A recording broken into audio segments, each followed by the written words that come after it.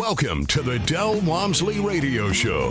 Listen and grow as Del questions the status quo, encourages you to think differently, and empowers you to make a better life. Get ready as Del challenges core beliefs, seeks the truth, and reveals the roadmap to the lifestyle you really want. And now your host, multi-millionaire, national award-winning investor, CEO and founder of Lifestyles Unlimited, Del Walmsley. Welcome to the Del Walmsley Radio Show, where the hype ends and the help begins. I'm your host, Del Walmsley, and as always, we're working on your financial freedom. With me here today on Tell Del Tuesday is Gourav out of Dallas, Texas. Actually, it's a couple, but I guess most people know that as part of Dallas, and we're happy to have him here with us today. So, Gourav, welcome to the show, man. Thank you, Del. Happy to be here. So, tell us about your background, what you did before you got into real estate, and how you found yourself getting involved with what we do.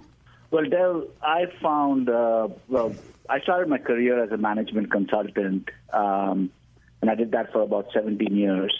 But while I was doing that, I was investing in stock market. And a lot of us, that's how we were taught, is to grow money via investing in stock market and 401k. And it came to a point where I just wasn't doing very well. I felt like I was making the bad decisions or just not good at stock picking. So I was looking for a change, and one of my colleagues at my work is a Lifestyles member, and he introduced me to Lifestyles, which was a brand new area. I knew nothing about real estate. I knew nothing about lifestyle. And, I came in for a case study that led me to a 2-day, and I became a member back in 2016. So that completely changed my life in terms of how I want to invest my life savings. So why were you searching for something else? Simply because you weren't doing very well or not as well as you thought you should in the stock market? Yeah, and, I worked in IT, and my wife works in IT right now. And I knew that I had a certain number of years before that could be a potential challenge. And the second was I didn't see myself working in the area that I was working for the next 30 years and not having a different lifestyle. I was in consulting that required travel. I wanted to not do as much travel. And I wanted to have some flexibility where I could call my own shots. So knowing that I didn't want to work in this area so well, and then just investing in stock market and going through changes that happen, if somebody sneezes, the stock market goes down. If somebody coughs, the stock market goes up. It just was not something I wanted to be. And I needed something that was more stable, more grounded, and not be influenced by vagaries of the world or the nation. So I felt like I had to find something different. Did you take a step out of having a corporate job to being a consultant as a midway step? Well, I had a corporate job as a management consultant. So I was working for a consulting firm. So I wasn't an independent consultant, but I was working for a Big Four consulting firm. And my job was to work with clients that were hiring the firm that I was part of to do a job. So that was really but I still was an employee of a company. I see. So when you first started this, your goal was to start out as a passive, I guess? Yes. So when I started this back in 2016, I went to the 2-day course, which really opened my eyes about multifamily and real estate. And I felt like what fit the different options that I was given, which was single family, passive, or be a lead, was be a passive. We had smaller kids. Both of us worked in corporate, still putting in a lot of hours. And I felt like passive was the way that I could invest my savings in without giving up a lot of time that I didn't have much of anyway. So you did that from 2016 to 2018. How many passive deals did you get into? Well, between 2016 and 2018, I got into probably around 7 deals in those 2 years. And that actually was real eye-opening. I just felt like I found something that I could understand. I found something that I could see the picture of how that is going to make me money. And so when did you decide that you were going to go ahead and be a lead yourself then? So basically, as I started to invest as passive, I started to learn a lot about how multifamily works. You go to case studies, you go to see properties, you talk to other people who are actually running the deals. You get to learn how it's done. So that gave me some confidence and knowledge about what the work is of a lead, and I felt that's what I want to do as my next step. So as I started to learn more about how acquiring and managing a property works, I got more and more interested. So towards the latter part of 2017, Lifestyles came up with a program for certified leads. I felt that gave me a lot of knowledge and education, hours and hours of knowledge and education to learn how to be a lead. So based on those two factors, I felt comfortable that I wanted to do this and I could do this. So let's roll back now a second, because I'm going to take you back to the 2-day when you came to the 2-day. As a management consultant, and quite honestly, I don't know exactly what a management consultant does, but knowing you do know what you did. So as a management consultant, what in the 2-day caught your attention and said, aha, that's interesting, that's life-changing, that makes a difference? You're in there helping other people run their businesses, or I guess is what a management consultant does. Yet this is something that a light bulb goes on and you say, hey, wow, there's a step that I hadn't seen before. What did you see? When I attended the 2-day, the one major thing that resonated with me was numbers, because I'm an engineer background, and I like how I could understand how the numbers worked, and they worked. That would help me understand exactly how it works. And then the second part is, it was a new world, so I didn't know how anybody could be an investor and make money, and it was explained to me in real clear terms how one could actually make money and how money is being made and how we can make money. So the path was laid out to me, and the fact that it worked was laid out to me. So for me, just having those two things, I felt like very confident that I could do this, that I could take my investment and grow as part of, in real estate, either single family, multifamily, or passive. That's a very interesting statement, and I'm going to try to clarify something, yet I don't want to put words in your mouth that's very unsanitary during COVID, era. But the bottom line is that I'm going to try to clarify this for other people out there that I don't exactly know how to get it across to them, but here we go. As a management consultant, as an engineer, as an internal corporate success guy, you really don't know how business truly runs, how to be an entrepreneur. It's really almost two different worlds. Working inside of the machine is not like working outside of the machine. Have I said that correctly, or should you correct me? No, absolutely. To add to what you said, my job as a management consultant was to fix a specific problem.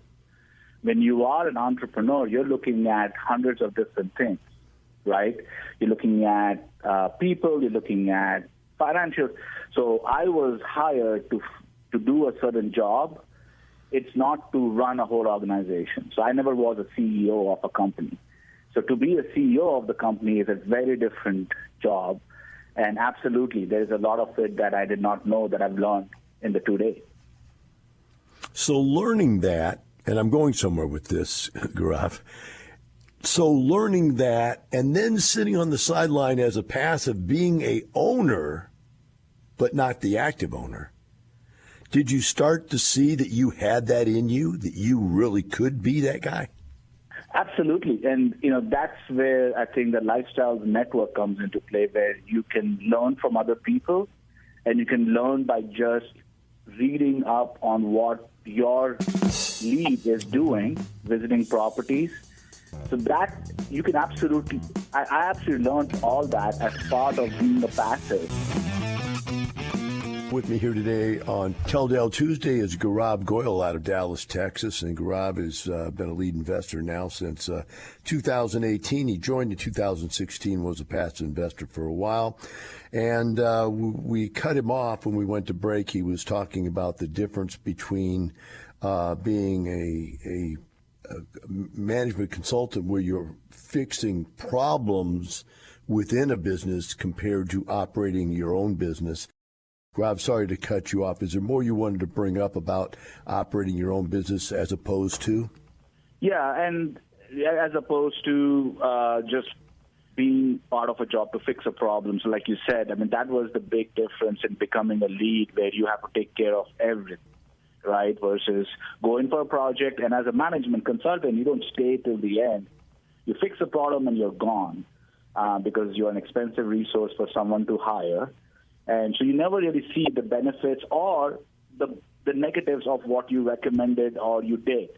So I like the fact that I can be part of a ownership where I can make my decisions, I can see them through, I can either learn from mistakes I make or benefit from the good decisions I make. So I like being part of being a lead versus just being part of a management consulting group. Let's talk about getting ready for your first deal. You went through the training classes. You already shared that with us. So other than going through the training classes on how to be a lead, what else did you do? What were the steps you had to take to get prepared to be a lead investor? Well, it was a lot of talking to other people who are leads to understand how they found the lead responsibility to be and make sure I'm ready for it, and also learn from what they think makes a good lead. I talked to what we have in Lifestyles mentors and operational consultants to understand from their experience what it took to be a lead and the time commitment that I would have to take or my wife and I had to make to be a lead so that we spend the time in the business. So after we went through that education as well as conversations and understanding, and we all came up with a plan that said we can do this and we would enjoy doing it. That's when I took the first step of being a lead. And when you did that, what were your steps in order? I'll give you a couple of options out that I'm thinking of. Was it raising the capital first, looking for the deal first, setting up legal entity first? What things did you do in what order? This is, by the way, I know what you should do, but I'm asking for the audience out there. Well, first you have to build your network. So one network is your investor network. So you need to have a set of investors who may invest with you. So you got to go out there and tell that you're looking for a deal. Then you have to also build your team, the team of lawyers, consultants, brokers, mentors who will help you through the process, who've done this before. And then you go talk to brokers and other people and start looking for a deal. That's what my process was. So you prepare a lot so that you're ready when an opportunity comes to take advantage of it. Now, you had already gone through 22 deals as a passive. You'd KP'd on some of them, so you had your fingers in a lot of different kinds of deals. When you started looking for yourself, what kind of a deal were you looking for? What was your ideal package, or as close to as you could get? I wanted something that is about 30 to 60 units, and I had a price point of up to $4 million in the Dallas-Fort Worth network, the Metroplex. So I wanted to be near where I live, and I wanted to be a size where I could manage and I could learn from that experience. And how did you work that out? What did this first deal look like? So my first deal, it was a 58-unit deal in a Dallas-Fort Worth suburb called Ulyss. And it's a workforce housing, what we call the Class Cs in the multifamily. And it was a underperforming deal in a very good market in a great location. So that was what we liked about the deal, where we could do some rehab on it. There was a lot of deferred maintenance.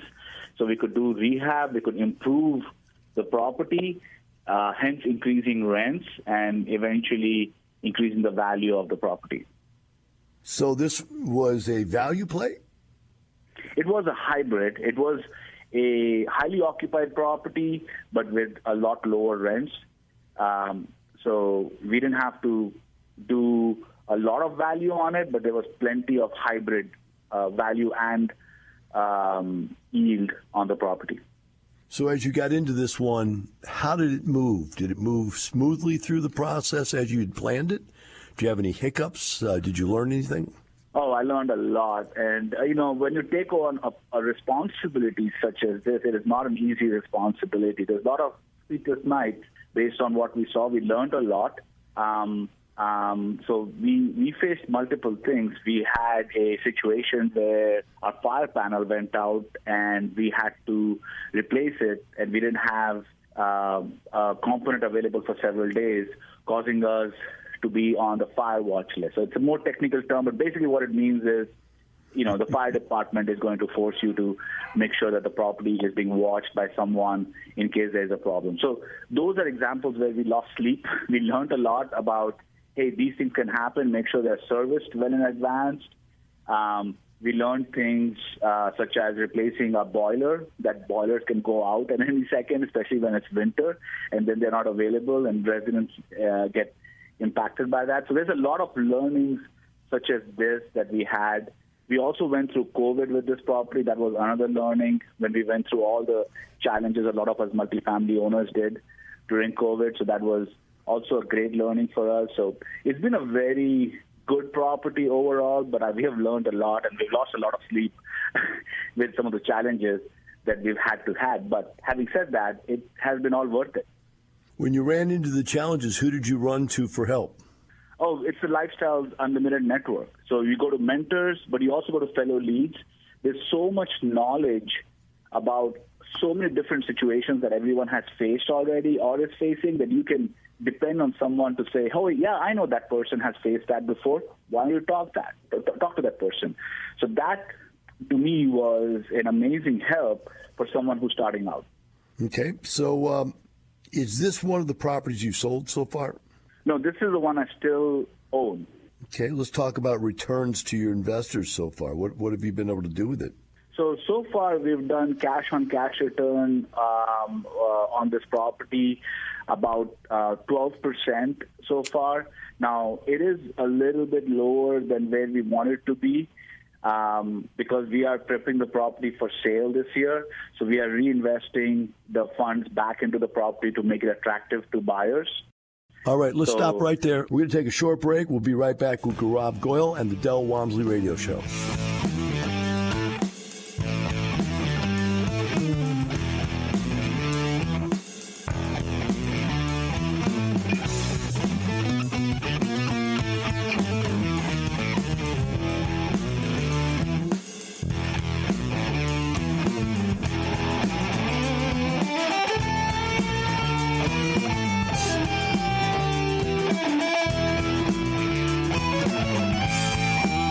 Teaching you with a roadmap to creating the lifestyle you really want. Keep listening. The Del Walmsley Radio Show returns in moments.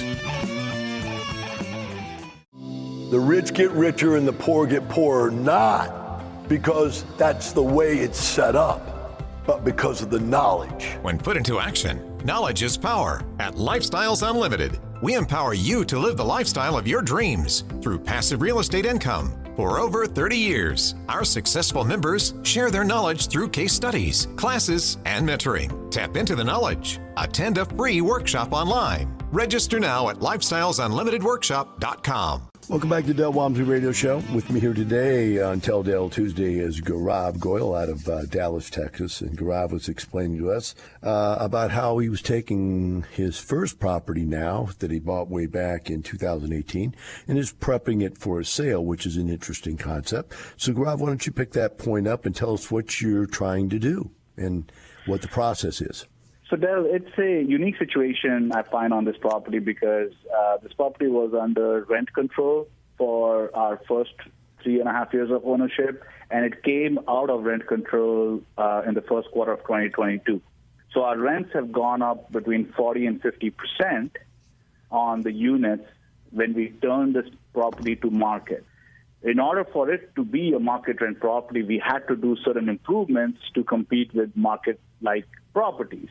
So what we are doing is taking the free cash flow the property is generating and reinvesting in improving the property so that the next investor or the buyer of this property can see the value that they can generate by leasing the units at market rents, which are significantly higher.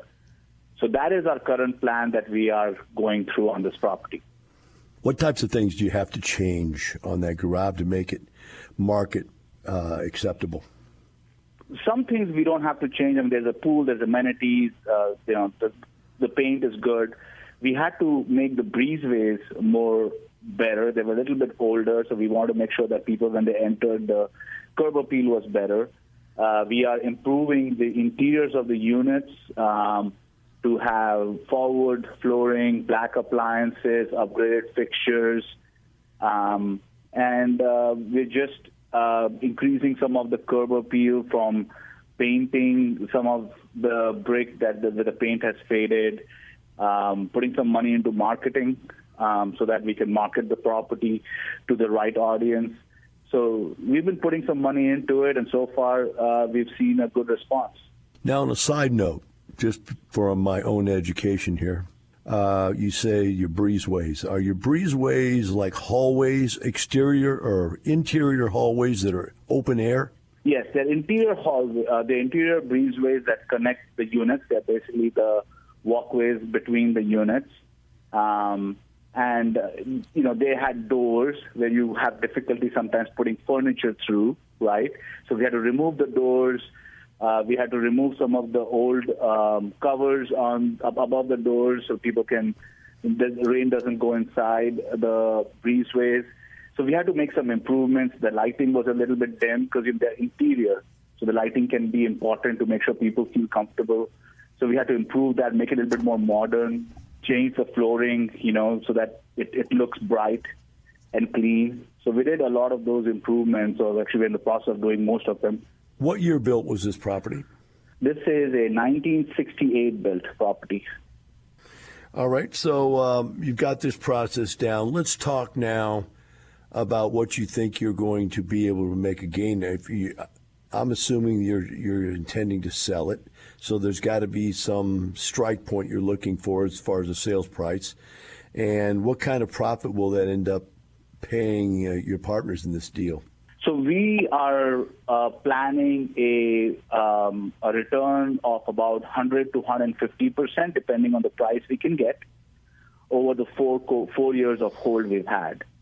So that would be over, between 25 and 30% average yearly return. Now, is there any cash flow on top of that you've paid out, or because you said recently you're holding the cash flow to do the upgrades? What about before that? Yeah, we did about 12% return cash on cash prior to the time we started holding the cash. All right, so the 25 plus 12 brings you into a very good number then. Looking here on your resume, I see that you also started selling off some of the passive. Not you, but your deals that you were in started to sell off. Tell us about some of those as you got out of those deals. Yeah, those were the easiest way to make money, obviously, because I didn't do any of the work. Somebody else did the work, and I just cashed the check. So when I started as passive, that was the biggest kind of an eye-opener for me, how this numbers would work. I started investing in 2016. I've invested every year in at least 2 to 4 deals, and they have given me a return from 60% to 115%. And I mean, if I can get 60% on a couple of years or 3 years of hold, I'm happy. But I've had some deals that have gone over 100%, and that has been very good financially and from a wealth building perspective. So you start hitting these numbers. Rule 1 is don't lose money. Rule 2, there's got to be cash flow to live off of. Rule 3, you can't get rich slow. So you need those big capital gains pops to infuse more capital into your buckets so you can continue to invest. How did you know you were ready to retire by 2021? Had you added more cash flow properties? Had you increased the number of deals you were a lead in? Or was it because these other deals started to sell and you saw you're going to have cash to work with? I think it's the last one. I started to see these deals sell, and I could see that I already put in, I call it, I sowed some seeds, right? And they're starting to now bear fruit. So even though I had a few deals sell, I could see that since I had invested over the last 3-4 years, the other deals would eventually sell, and I could see that the cash flow, not cash flow necessarily, but those returns coming through. And the cash flow was good, but that was not what I was looking for in the deals. I was looking for more of the returns at the time of sale. And I could see that if a couple of deals sell every year, that would be enough for me to continue to live off it. Now, I've got to ask you this. This is kind of the little sickness inside of me. Laugh out loud. But I always like to ask this. What did the people at your job think when you told them you were going to quit your job and retire? What did they think about that? A little cuckoo for Cocoa Puffs or what? Kind of. I think, it was interesting. Initially, they did not believe it, that's what I was doing. They didn't understand what I was doing. They felt that there was some other thing I was trying to do, but I wasn't revealing. Like, who would retire at 43, right? That's funny. Hey, maybe he's going somewhere funny, because he doesn't want to tell us where he's going. So it was a lot of people who just didn't believe it. But since they've been, for the people who've been in touch with me since then, they know that that's the life I'm living. I have truly retired and focusing on being a lead investor. Boy, that's funny. You talk about the zero-sum gain mentality in life, that, hey, for me to have $1, somebody else has to lose one mentality. If you're going, I know there's something secret you're doing, man. You're not telling me. It's a secret. I'm sorry, because everything about lifestyles is not that. Everything is the abundance mentality. There's enough for all of us, right? Yeah. So since we're on that topic, we'll see how much time I got a minute and a half left here. But on that topic, what about your family? Is the rest of your family still back in India, or is anybody else here come to America yet? No, my family, my personal family is all in India. I'm the rogue sheep who decided to take a chance in a different country, and my family is back home. I enjoy going back a lot more now. I don't have to wait to ask for permission to get vacation to go back and visit family. I did that earlier this year, and I, my family, my personal family, I'm married with twin 12-year-olds, and this summer was an amazing summer for me because I had the flexibility to spend time during the day with them if I chose to. And that was an amazing change in life for me, more than anything else. Now, I know that from where you're from, that education, degrees, and professions hold a lot of pride in a family. So engineers, doctors, attorneys, all that high-end stuff. How does it feel to them to have an entrepreneur for a son now, as opposed to an engineer? I mean, quote unquote, you made it, you're an engineer, but now you've become an entrepreneur. Is that a disgrace or is that a step up? No, I think if they see my bank account, they'll see it's step up. But I think it's a different mentality. There was a little bit like, why do you want to quit your job? Because it feels more stable, in our culture. So having a job is more stable. Business is a lot risky. But I think I was able to convince my family that this is the right decision for me, right?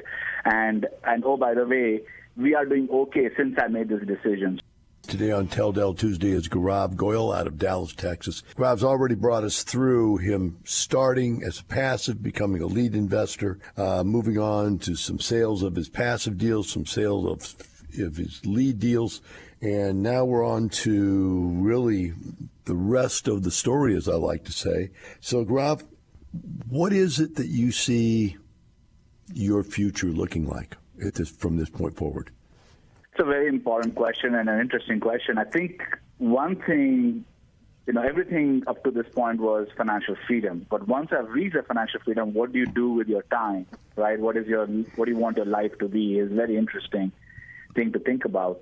So I've thought about it, and right now my focus is three things. I boil it down to. One is I want to spend more time with the family, which I've started to do, whether it's here or in India.